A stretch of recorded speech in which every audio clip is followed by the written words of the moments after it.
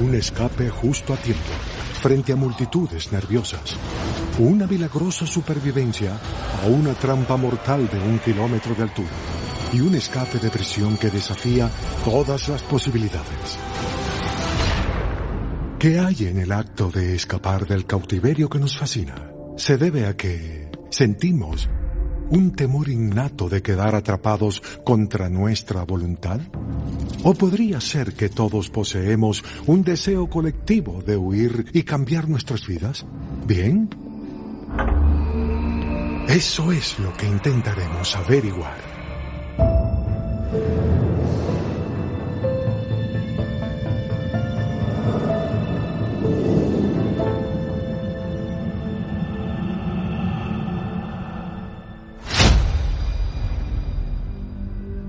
San Francisco, California, junio de 1899. Un mago y escapista húngaro, poco conocido de 25 años llamado Harry Houdini, hace un impactante debut en el Orpheum Opera House, uno de los principales teatros de vaudeville del país.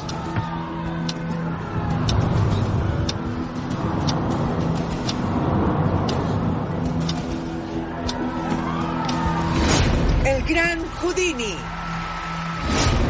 El padre de Houdini era un rabino. Y cuando perdió su empleo en Appleton, Wisconsin, su familia se mudó a Milwaukee y después a Nueva York. Allí conoció a un amigo que también estaba interesado en la magia. Crearon un acto, tomaron el nombre Houdin y le agregaron una I al final, Houdini. Y ese fue realmente el inicio de su carrera en la magia. Houdini llegaba a la ciudad y retaba a los oficiales de policía y cerrajeros a llevar sus mejores cerrojos. Se ponía esos cerrojos y escapaba de ellos en el escenario, frente a un público en vivo. El verdadero poder y el don de Houdini era su teatralidad, su presentación, su capacidad de hipnotizar al público y conectarse con él. Porque era un pequeño inmigrante que conquistó todos sus temores, que podía hacer cosas que nadie más podía. Así que tenía un poder sobre su público como no se ha logrado desde entonces.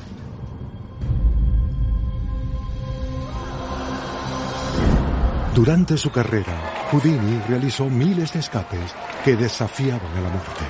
Pero de todas sus asombrosas hazañas, una era considerada más peligrosa y más imposible que el resto.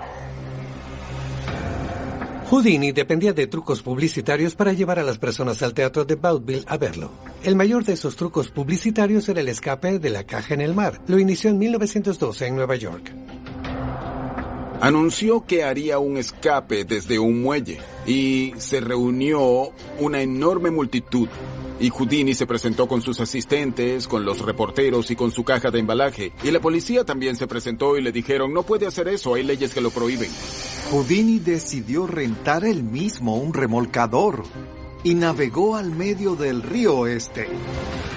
Allí iniciaron el proceso de colocarle las esposas, colocarle los grilletes en las piernas, atarlo con la soga pesada, colocarlo dentro de una caja de madera a prueba de escape y cerrar la tapa para que no pudiese abrirse. E incluso eso no fue suficiente. Luego ataron la caja de embalaje con una soga pesada y fuerte. La caja tenía varios agujeros para el aire alrededor y tenía un peso en el exterior de 80 kilos de hierro que pronto se hundiría en el agua. El agua entraría en la caja y, por supuesto, Houdini estaba allí. Todos los que trabajaban con él sabían que era una hazaña peligrosa. La historia dice que solían contener la respiración con él porque anticipan cuánto tiempo estaría bajo el agua. Y como un minuto después, de pronto Houdini subió a la superficie, libre, completamente libre de la caja y las esposas. Y lo asombroso del escape de la caja en el mar es que cuando recogieron la caja aún estaba cerrada, aún estaba clavada, y cuando la abrieron encontraron las esposas dentro también cerradas. ¿Cómo escapó de esa caja de embalaje de madera hacia el río sin tocar ni dañar nada en menos de 60 segundos? Eso es imposible de creer. De hecho, era imposible de creer. En los años siguientes, Houdini repetiría este increíble escape incontables veces y para públicos de todo el mundo. ¿Cómo lo hacía? Era un escape grandioso y asombraba al público en todas partes del mundo. Pero Houdini tenía sus escépticos. Querían exponerlo, querían explicar cómo lo hacía. Creían que Houdini se colaba en mitad de la noche y cortaba una pequeña puerta o tenía un panel de escape por el que podía salir y que nadie conocía. Para continuar la discusión, digamos que sí usaba clavos cortos o nudos de truco para escapar del aparato. ¿Cómo es posible que se quitara las esposas, los hierros en las piernas, armase la caja de nuevo y lo atase todo en menos de 57 segundos, mientras contenía la respiración? Houdini invitaba a cualquiera al escenario a examinar los clavos, a manipularlos y a colocarlos. Y también podría sugerir, ¿estuvo alguna vez dentro de la caja para empezar? Sí, lo estaba. Tenía agujeros y él sacaba el dedo y lo veía. E incluso mientras lo subían, sacaba una pequeña bandera estadounidense o algo. Así que mientras la caja se hundía, podías ver que había alguien dentro de esa caja. Aunque hay muchas teorías, nadie sabe con certeza cómo lograba Houdini su escape de la caja en el mar. Incluso maestros escapistas, muchos de los cuales han pasado décadas estudiando los trucos y técnicas de Houdini, aún intentan descifrarlo, a menudo con resultados mortales. Muchos han muerto haciendo este escape. Es decir, yo fui uno de ellos. Soy una prueba viviente de cuán peligroso es este escape. Sí. En 1983 decidí hacer mi variación de la caja de Houdini. Me encadenaron y encerraron. Me pusieron en un ataúd de madera. Clavaron la tapa. Lo envolvieron y encadenaron. Y luego bajaron el ataúd a un río helado en Canadá. Yo no escapé. No pude salir. Estuve bajo el agua por casi 4 minutos. Sacaron el ataúd y mi cuerpo frío y sin vida aún estaba adentro.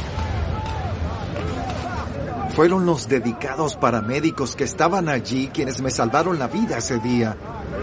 Fui un joven escapista muy afortunado ese día. Por casi un siglo desde su muerte, los magos han intentado fallidamente descubrir cómo Harry Houdini lograba este increíble escape. Pero hay algunos que creen que la razón de su fracaso es simple. Nunca consideraron que Houdini era capaz de realizar magia verdadera. Un gran amigo de Houdini era Arthur Conan Doyle, el autor de Sherlock Holmes.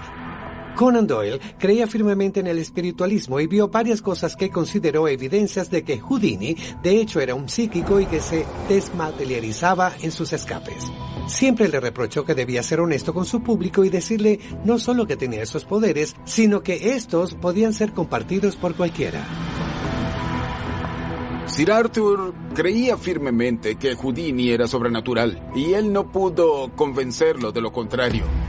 Pero Houdini se esforzaba por aclarar que no había nada sobrenatural en sus hazañas. Mi cerebro es la llave que me libera. Eso era lo que repetía una y otra vez. Mi cerebro es la llave que me libera. ¿Pudo el secreto de las increíbles hazañas de Houdini haber sido revelado en esa simple frase? ¿Acaso el mago poseía un control mental tan increíble que podía ordenarle a su cuerpo a realizar lo imposible? Tal vez nunca lo sepamos. El 31 de octubre de 1926, Harry Houdini murió por apéndice perforado a los 52 años, llevándose muchos de sus secretos a la tumba. Pero ya fuese que sus asombrosos escapes eran posibles por astutos aparatos, una impresionante habilidad física o lo que algunos podrían llamar magia verdadera, Harry Houdini sigue siendo el mago más misterioso e inexplicable de la historia. Al regreso, El plan de mi amigo era irnos en el tren de aterrizaje de un avión. Si alguien me dijese que su plan es colocarse a bordo de un avión ocultándose en el tren de aterrizaje, le diría: vas a morir. La Habana, Cuba, 1969. Después de 10 años de gobierno comunista de mano dura de Fidel Castro, la economía de la nación isleña está en caos. Escasez de alimentos y una semana de trabajo de 7 días ordenada por el gobierno solo sirven para aumentar la sensación de desesperación del pueblo cubano. Muchos intentan huir del régimen opresivo de Castro solo para ser atrapados, encarcelados o asesinados. Pero para Armando Socarrás, de 17 años, la oportunidad de libertad y una vida mejor amerita el riesgo. El clima político en Cuba en 1969 estaba en la cúspide de la opresión. No había libertad de expresión ni de religión. Lo controlaban todo. Mi amigo Jorge me habló de la idea de marcharnos, pero no sabíamos cómo. Y no queríamos hacerlo en una balsa porque las personas morían en el proceso y era muy peligroso. El plan de mi amigo era marcharnos en el tren delantero de un avión. Y le dije: estás loco.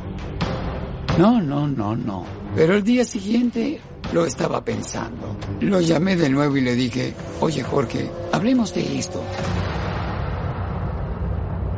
El plan era, de hecho, peligroso. Si los atrapaban, irían a prisión, o algo peor. Si no, podían morir intentando. Pero después de un reconocimiento cuidadoso, Armando creía que él y su amigo podían lograrlo. Y la mañana del 4 de junio de 1969, su audaz plan sería puesto en práctica. El vuelo 904 de Iberia estaba pautado para salir de La Habana a las 6:30 p.m., llegando a Madrid, España, 9 horas después. El avión DC-8 ya estaba rodando hacia el extremo de la pista cuando Armando y su amigo se arrastraron por la hierba crecida que bordeaba la pista, listos para intentarlo. Noté que los nervios de mi amigo Jorge comenzaban a dominar. Y le dije: desde ahora, vamos. Comencé a correr. Pero cuando miré a un lado, no estaba allí. Miré atrás y aún estaba allá. Así que subí yo solo. Y en ese momento las ruedas comenzaron a moverse. Fue un momento muy tenso. Y entonces despegó. Vi que el suelo comenzaba a alejarse de mí. Cuando las ruedas comenzaron a entrar, no se acercaron demasiado porque yo las obstaculizaba y no funcionaron. Esta es la historia del piloto. Después me contó que vio un desperfecto en el tablero y recibió una llamada de la torre. ¿Tienen algún problema? Y dijo: más o menos, las ruedas no se retraen. Quiero probarlas una vez más. Si no funcionan, regresaremos y aterrizaremos.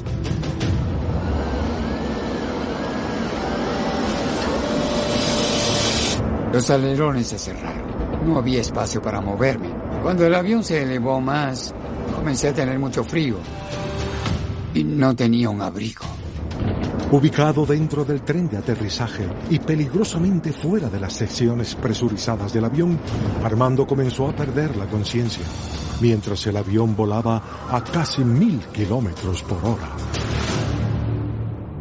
Normalmente la altitud de crucero en un viaje tan largo como La Habana a Madrid sería de unos 37 o 39 mil pies. A 37 mil pies, para alguien que experimenta una descompresión rápida, tu tiempo de conciencia útil es de apenas 8 segundos. A esa altitud estarás en temperaturas de alrededor de 43 a 46 grados bajo cero. No podía respirar, no podía soportarlo. Pensé: es todo para mí, se acabó. Me encomendé a Dios y dije: estoy en tus manos, Dios. Ya voy. 9 horas después de despegar de La Habana, el vuelo 904 de Iberia aterrizó en Madrid. Y mientras el capitán estaba de pie en la pista, despidiéndose de sus pasajeros, el cuerpo inconsciente de Armando cayó del tren de aterrizaje hasta el suelo con un ruido aterrorizante. encontraron con hielo en el rostro. Mis manos y la ropa estaban congeladas, rígidas, sin latidos, sin pulso, sin respirar. Me abrieron los ojos y estaban en blanco. Así que me dieron por muerto. Y de pronto dije, ¿qué es esto? Y uno de ellos se volteó y dijo, ¡santos cielos, está vivo! Me preguntaron de dónde era y dije que de La Habana, Cuba. Dijeron, sí, pero te encontramos fuera del avión. Les dije, sí, estaba exactamente fuera del avión. Y dijeron, no puede ser, no es posible. Aunque parezca increíble, para Armando sobrevivir en una trampa de gran altura fue de hecho posible. ¿Pero cómo? Médicamente no estás muerto hasta que estés caliente y muerto. Armando fue encontrado sin signos vitales. Estaba hipotérmico. Creo que lo que ocurrió fue que por la severa hipotermia, su función cardíaca se redujo. El flujo de sangre al cerebro y los órganos se redujo. Hay reportes y casos de personas halladas en la nieve y el hielo, congeladas sin signos vitales, que se recuperaron por completo. Existe algo llamado respuesta mamífera. Si llegamos a cierto nivel de frío, nuestros cuerpos se apagarán, en lugar de degradarse y morir.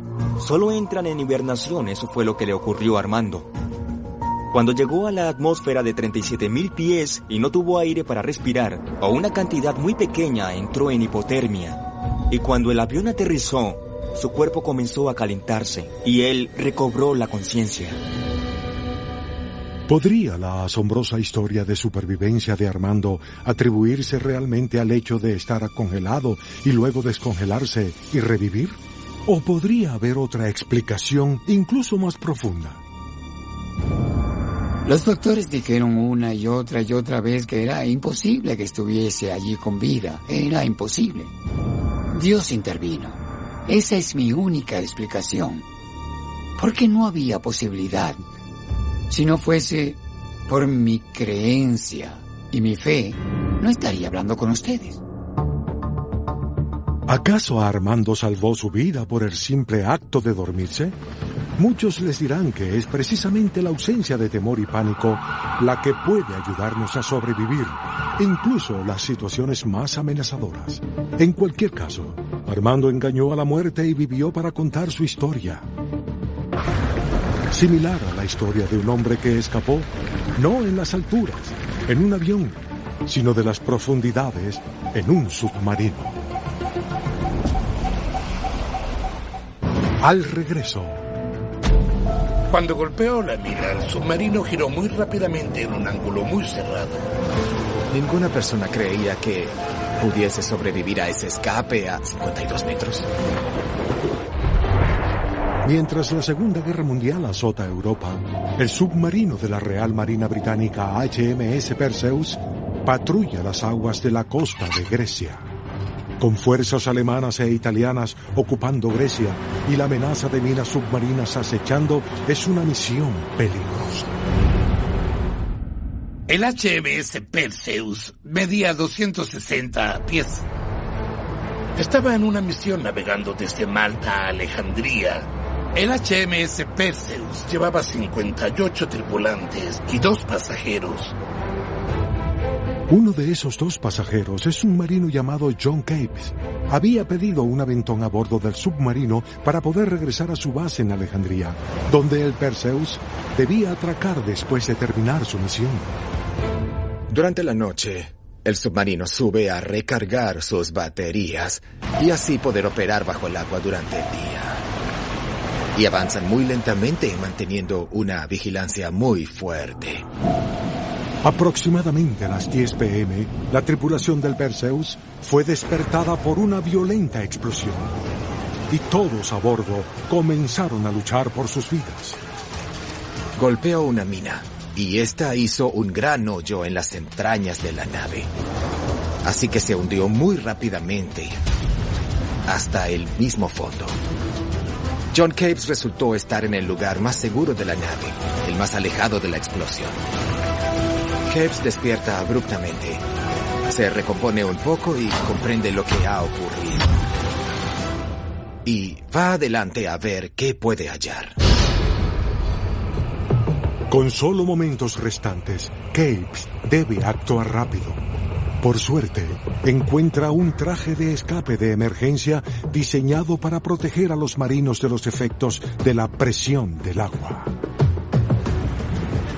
Abandonando el submarino a una profundidad de unos 52 metros, Capes y uno de los marinos intentan desesperadamente llegar a la superficie. Como si sobrevivir a la explosión y a morir ahogados no fuese suficiente.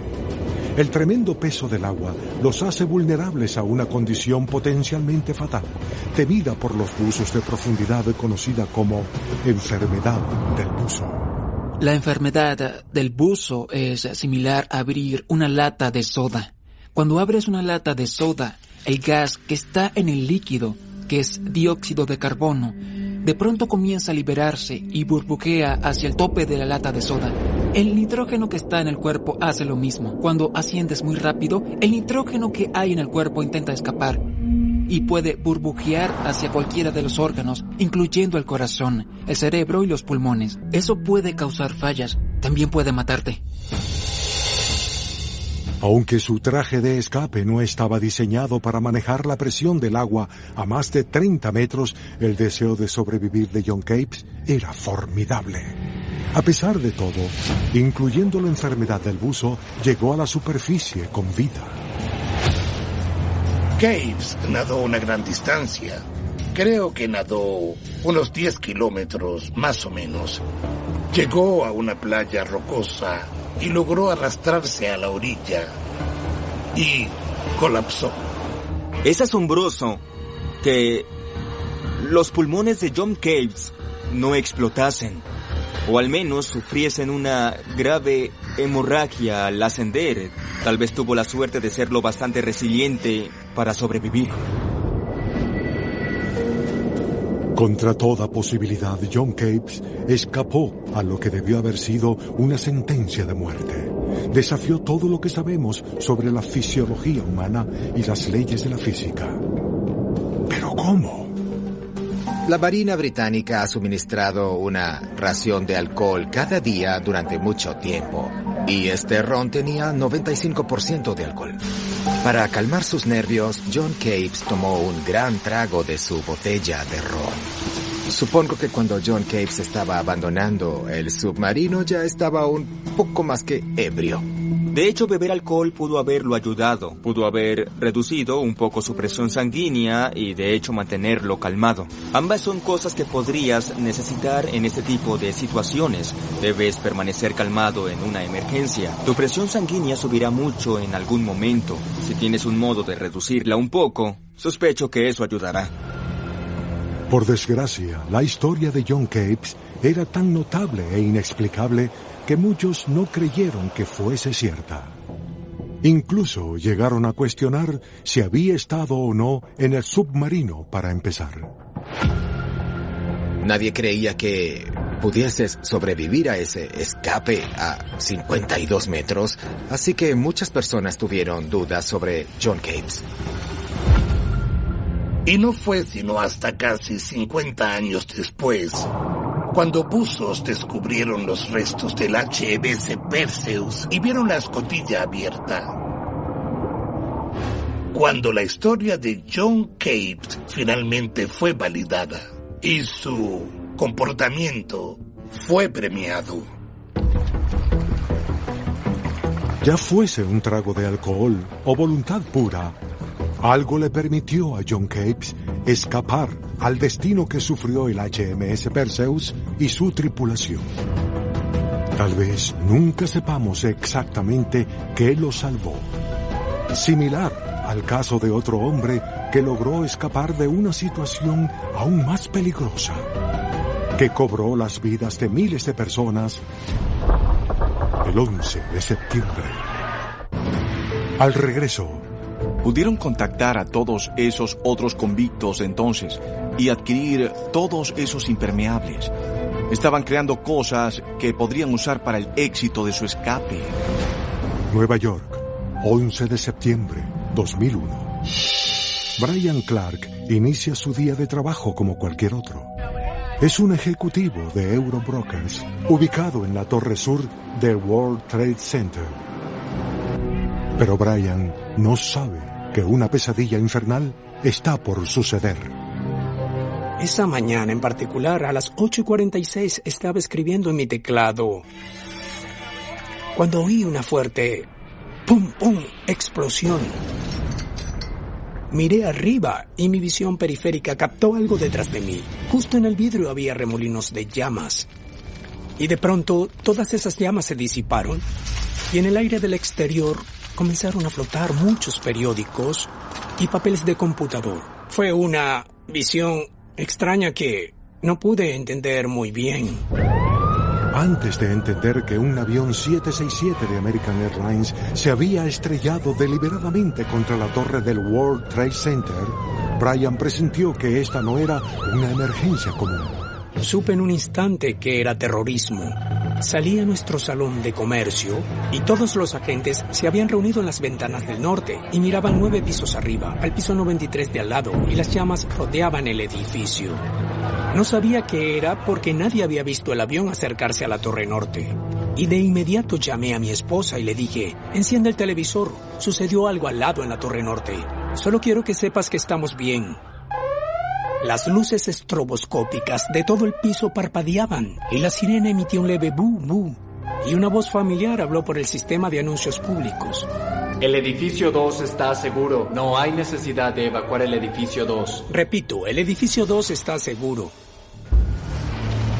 A las 9:03 a.m., el vuelo 175 de United Airlines se estrelló contra la torre sur del World Trade Center, entre los pisos 77 y 85, lo que significaba que la oficina de Brian, ubicada en el piso 84, estaba justo en la zona de impacto.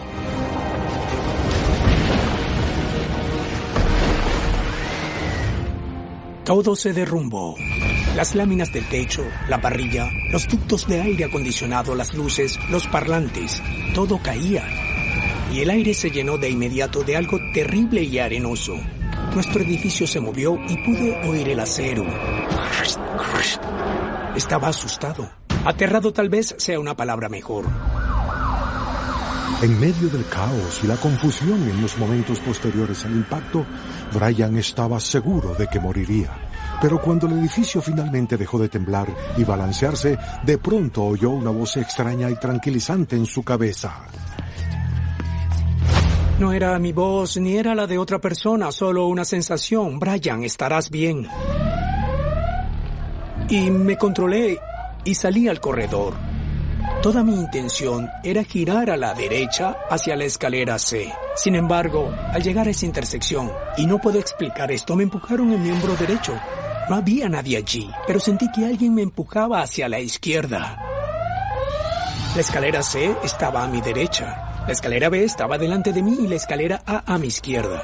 Pero solo seguí ese empujón y fui a la escalera A. Siguiendo la urgencia de ese extraño empujón, Brian eligió la escalera A y procedió a intentar escapar bajando las escaleras.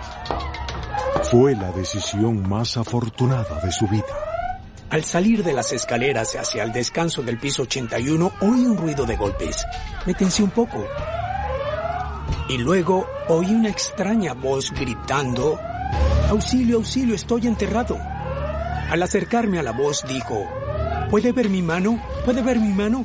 Y de pronto, cerca del suelo, mi linterna captó una mano ondeando. Y esa persona dijo, muy emocionada, «¡Aleluya! ¡Me han salvado!». Yo estiré la mano y dije, «Soy Brian». Él dijo, «Soy Stanley. Seremos hermanos de por vida». Rodeé a Stanley con el brazo y le dije, «Vamos a casa».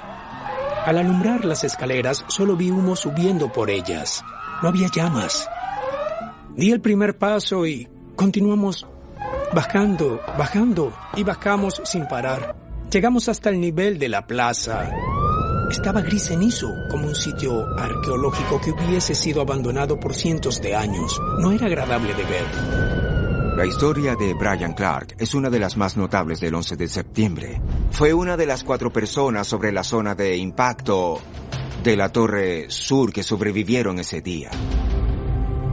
Y lo más notable de la historia es que de las 3 escaleras que podía elegir, 2 estaban bloqueadas e intransitables, y con ello podrían ocasionar su muerte.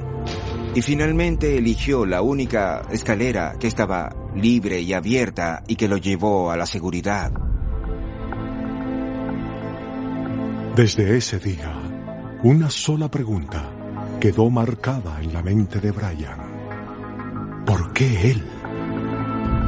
El modo en que los 2 aviones llegaron al edificio tuvo mucho que ver con el patrón de supervivencia de las víctimas. En la Torre Sur el avión llegó en ángulo y estuvo ajustándose hasta el último segundo. Eso hizo que las piezas estructurales que estaban desintegrándose cuando las atravesaron no terminasen de cortar todas las escaleras.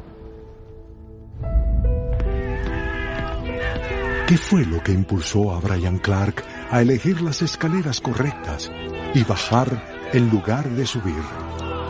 ¿Fue su instinto de supervivencia? ¿Suerte ciega? ¿O pudo haber sido ese misterioso empujón? Años después, cuando lo recuerdo, le doy las gracias a lo que sea que haya sido.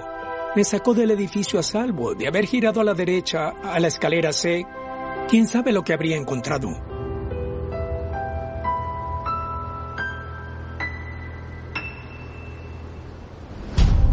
¿Sobrevivió Brian Clark meramente por suerte?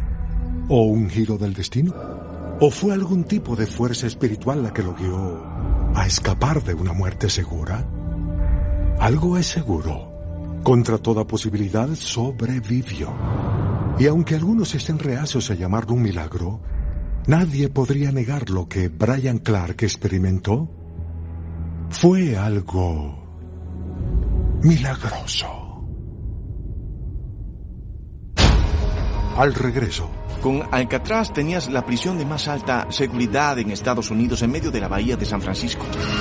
Se sabía que Frank Morris tenía un cociente intelectual muy alto. Había realizado numerosos intentos de escape. San Francisco, California. A poco más de 1,5 kilómetros de la costa se yergue la que fue una vez la penitenciaría más segura de los Estados Unidos. Alcatraz. O como es mejor conocida, La Roca. Previamente, una prisión militar fue convertida en una prisión de máxima seguridad en 1934 por el director del FBI, J. Edgar Hoover, quien quería albergar a los criminales más peligrosos de la nación en un lugar donde no hubiese escape. Alcatraz era el bebé de Hoover y la quería para sus enemigos públicos número 1. Y supuestamente nadie podía escapar. La isla obviamente está en medio del agua. El agua está a 11 grados centígrados en promedio durante todo el año. Y hay tiburones en la bahía. Desde que inició operaciones en 1934 hasta 1962, un total de 31 prisioneros intentaron escapar de Alcatraz. 23 fueron atrapados, 6 fueron muertos por disparos, 2 se ahogaron en las heladas aguas de la bahía de San Francisco. Con Alcatraz tenías la prisión de más alta seguridad en Estados Unidos en medio de la bahía de San Francisco. Cuando abrió tenían lo que se conocía como la regla del silencio. No podían hablar entre sí, no llegaban noticias, pero tenían la vista e incluso los olores de la fábrica de chocolate Girardelli cruzando la bahía. Podías oír los botes turísticos en la bahía pasar, las risas, las fiestas. Así que era una tortura psicológica más para ellos que una verdadera tortura física. En 1960, un recluso llamado Frank Morris fue admitido en Alcatraz, seguido por otros 3, Allen West y los hermanos John y Clarence Anglin. Allen West, Frank Morris y los Anglin habían servido condena en la penitenciaría de Atlanta. Creo que al menos se habrían conocido de vista. De seguro se conocían. Se sabía que Frank Morris tenía un cociente intelectual muy alto. Podríamos llamarlo hiperactivo. Siempre buscaba algo que hacer y su mente se aburría muy rápido, así que escapaba o intentaba escapar. Y realizó numerosos intentos de escape. Así que decidieron que era mejor mudarlo a Alcatraz para evitar que escapase.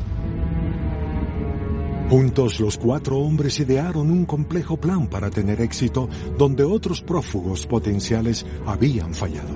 Allen West tenía asignada la limpieza. Estaba en esos bloques de celdas barriendo cuando vio que había un ducto en el techo que no funcionaba. West, los hermanos Anglin y Morris notaron que el cemento en la parte trasera de las celdas se desmoronaba por causa del aire salado. Lo que hicieron fue tomar los extremos de las cucharas de acero y usarlos para hacer agujeros a través del cemento. Y recrearon las parrillas usando cartón y cortándolo en el patrón exacto. Cuando comparas las propias parrillas, las falsas que hicieron con las verdaderas, de hecho son muy convincentes. Los hombres ahora tenían acceso al techo de la prisión, pero para ocultar el hecho de estar trabajando allí, cada noche necesitaban engañar a los guardias para que pensaran que aún dormían en sus camas. Idearon una solución ingeniosa, crearon cabezas falsas parecidas a ellos y las colocaban en sus camas mientras trabajaban. Cada uno tenía una parte. Sabía que debían hacer cabezas falsas. Así que comenzaron a pintar y pintaban retratos de sus novias. Eso les dio acceso a la pintura color carne que necesitaban para las cabezas falsas. Clarence comenzó a cortar el cabello. Era barbero y cuando cortaba el cabello lo llevaba de vuelta a las celdas. De allí obtuvieron el cabello real que está en las cabezas falsas. Después de 18 meses de cavar y planear, los hombres finalmente estuvieron listos para hacer su escape. Solo había un problema más: sobrevivir a más de 1,5 kilómetros de aguas traicioneras entre la isla y el continente. Lograron contactar a todos esos otros convictos de entonces y adquirir todos esos impermeables. Y luego Clarence cosió una balsa. Luego crearon una válvula, un sistema de flujo de aire para poder inflarla. Estaban creando cosas que podrían usar para tener éxito en su escape. La noche del 11 de junio de 1962, aproximadamente a las 9:45 p.m., los hombres pusieron su plan en marcha.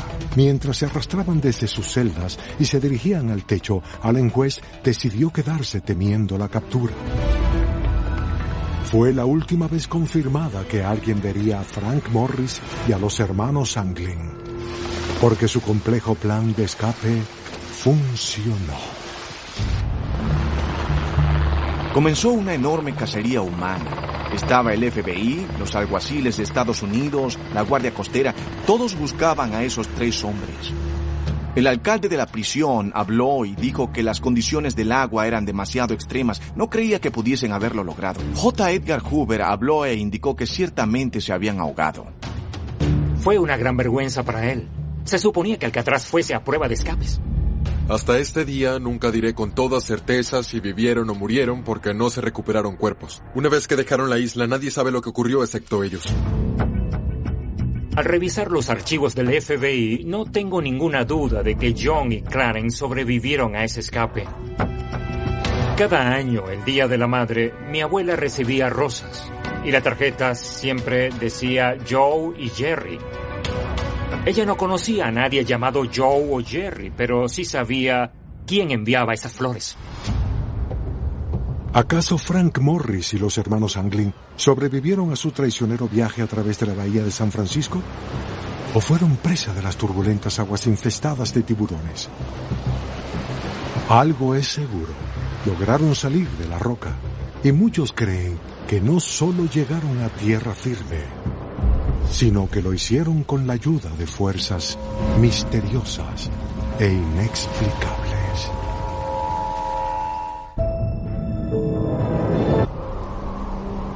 El 11 de junio de 1962, Frank Morris, John Anglin y su hermano Clarence lograron el que posiblemente sea el escape de prisión más osado y difícil de la historia.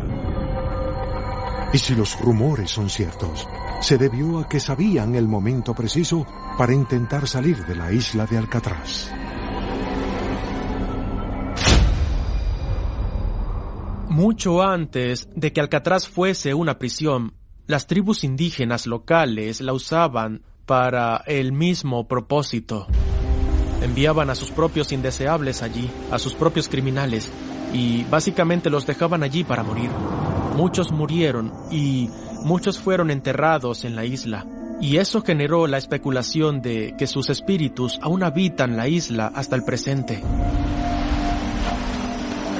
Ciertamente hubo reclusos nativos norteamericanos que estuvieron en la isla. Algunos creen que pueden saber que si las aves están volando alrededor de la isla y se rehúsan a aterrizar, hay algún tipo de energía negativa.